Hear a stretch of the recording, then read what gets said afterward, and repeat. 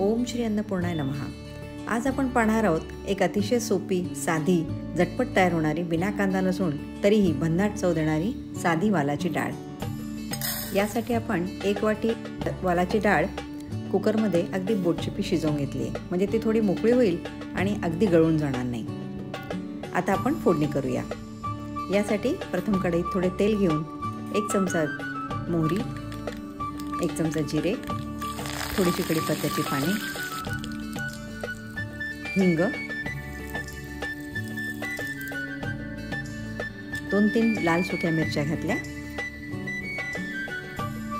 त्यानंतर थोडीशी हळद, लाल तिखट आणि थोडासा काळा मसाला घातला आपण।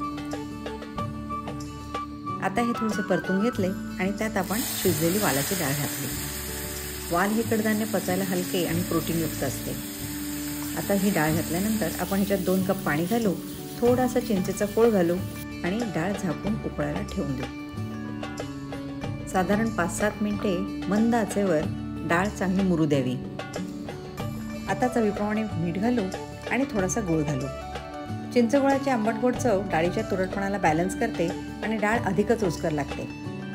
बघा, शिजताना डाळीला किती सुरेख रंग आला।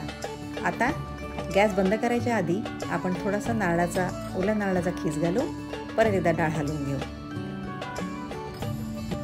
घ्या, तयार झाली आपली साधी पण चविष्ट वालाची डाळ।